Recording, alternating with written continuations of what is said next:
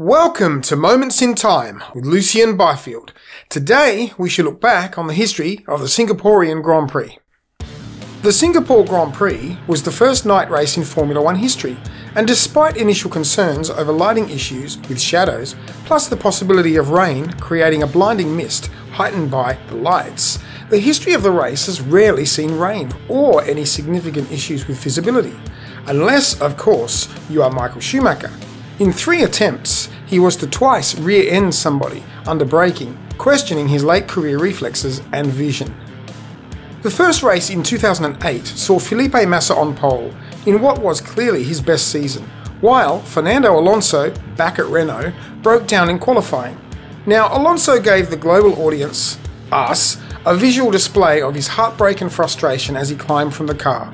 He had believed he had a real shot at victory for the first time since leaving McLaren, and this setback was larger than normal.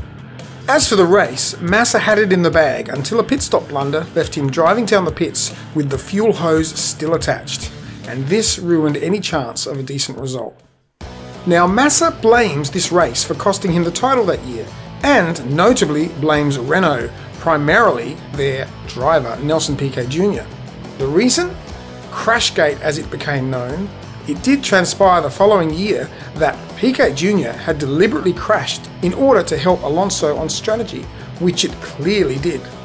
Now, Felipe Massa may have a point, but losing the title is the work of a season, not one race. There was that dodgy drive in Britain, and there was also that engine failure while leading in Hungary. So, sorry Felipe, you can't blame the championship loss on Nelson Piquet Jr. alone. Over the years, Singapore has given us some spectacular crashes, vision and results. In 2010 we saw Heikki Kovalainen grab a fire extinguisher to tend to his on-fire bonfire of a Lotus. In 2012, Pastor Maldonado was second on the grid, in that same year when he was relatively competitive in the Williams on many occasions. In 2014, with radio communications banned, Nico Rosberg, on pole with a real shot at the title, was to have issues from the warm-up lap. Unable to get pit assistance, his car issues put him out of contention right from the start, thus gifting the win to Hamilton, resulting in Nico's title advantage being wiped away. Now, he never made a song and dance about this, and this is why people forget, yes, that he too had issues costing him title chances. In 2009, Timo Glock was to score his best career result, a second for Toyota. In 2013, we saw Fernando Alonso pick up Mark Webber at the end of the race, when Mark's Red Bull had broken down. It was a great photo opportunity, but it resulted in a fine. Typical Formula 1. In 2015, we saw a spectator walk on the track, bringing out a safety car, and in 2010, Mark Webber took a fantastic third place after an altercation with Hamilton, resulting in Lewis retiring and Webber extending his title lead at the time. Oh, it looked so good for Mark back then, and it still hurts today how that title ended up.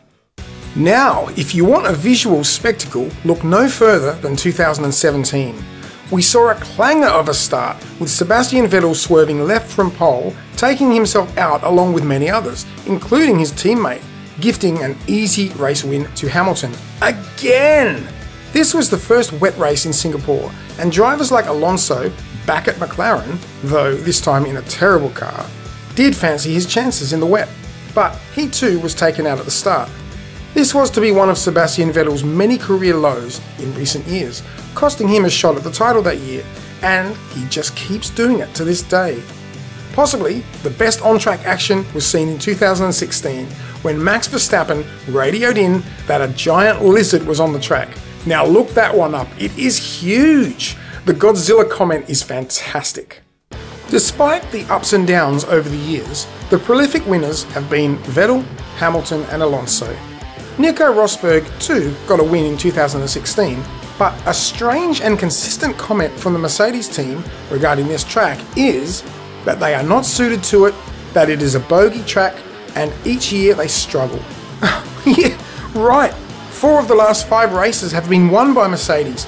If that is struggling, I wonder what doing well looks like. Red Bull do relatively well here too. Alonso and Vettel have won it in a Ferrari, and of course the Mercedes do well here, despite what they say. So really, I have no idea who will win this race. If I had to put my money on it, I would think Verstappen on recent mid-season form might have a shot. Anyway, the spectacular nighttime imagery alone makes this race worth watching, even if at times we have had processions. Well, that's it for Moments in Time with Lucy and Byfield. Catch you next time.